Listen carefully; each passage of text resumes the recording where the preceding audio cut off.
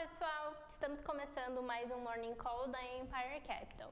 Vamos começar falando um pouquinho dos mercados ontem. Ontem a gente teve de novo o dólar voltando a rondar R$5 e o Ibovespa fechou em alta. Isso tudo porque no domingo a gente teve falas do Jerome Powell e ele novamente reforçou que as taxas de juros lá nos Estados Unidos não devem cair já em março, então a gente continua com esse mau humor no cenário internacional e acaba refletindo aqui no Brasil também. Bom, a gente também teve a volta dos trabalhos no Congresso, a gente tem a equipe econômica dando prioridade para a pauta fiscal e a gente sabe que esse ano o calendário legislativo é mais curto em função das eleições municipais. Então a gente teve ontem o líder do Congresso no governo, o senador Randolph Rodrigues, mencionando que é praticamente certo que o governo vai enviar a reoneração da folha de pagamento via projeto de lei, mas que esse assunto vai ser discutido hoje, inclusive com o Haddad e também com líderes do Congresso. Ontem, o ministro da Fazenda, o Haddad, afirmou que se o Legislativo tiver propostas alternativas, eles vão sentar na mesa e também conversar sobre essas propostas. Então, devemos ter mais movimentação com relação a isso ao longo da semana. Hoje, a gente começa com as bolsas em leve alta, o Eurostock está subindo 0,2%, enquanto os futuros do S&P e do Nasdaq estão avançando 0,1% e 0,2%, respectivamente.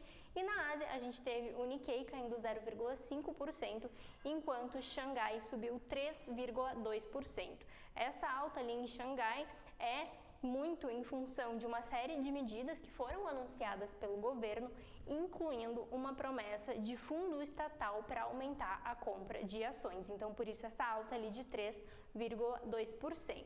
Hoje a gente tem agenda mais vazia lá fora, os destaques são principalmente falas de dirigentes do Fed ao longo do dia e a gente já teve dados para a zona do euro, a gente teve ali vendas no varejo que caíram 1,1% em dezembro, o dado veio em linha com a expectativa que era de queda de 1%. Por lá, a gente também já teve dado de expectativa de inflação, que foi divulgada pelo Banco Central Europeu, e essa expectativa ficou em 3,2% em dezembro, o mesmo patamar do mês anterior.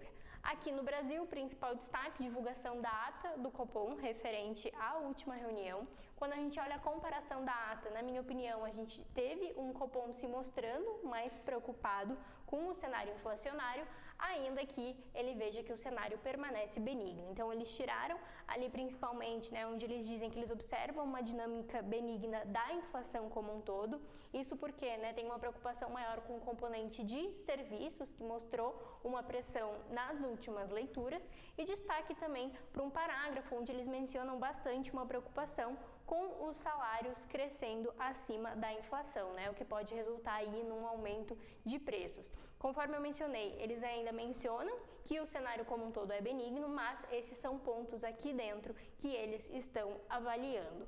Lá fora, eles mencionaram, conforme a gente já tinha antecipado, os conflitos políticos que podem ter influência nos preços, principalmente ali na questão de fretes, e também mencionaram que não existe uma relação direta entre as taxas de juros nos Estados Unidos e aqui no Brasil. A gente sabe, que o diferencial de juros entre esses dois países, ele acaba influenciando a inflação aqui dentro, ainda que de maneira indireta, via dólar, mas o Copom então também trouxe aí um parágrafo se referindo a isso e mostrando, que está atento então a todos esses fatores. Conforme eu mencionei, perspectiva ainda benigna para frente, então devemos continuar com taxa de juros, mas caso algum desses fatores se altere, ou no caso ali, dos salários crescendo acima da inflação, isso permaneça por mais tempo, e também a pressão ali em serviços, pode ser então que a gente tenha alteração no futuro na condução da política monetária. Então, o Copom deu aí dicas do que observar para a gente tentar antecipar então os próximos passos. Bom, pessoal, por hoje era isso, até a próxima!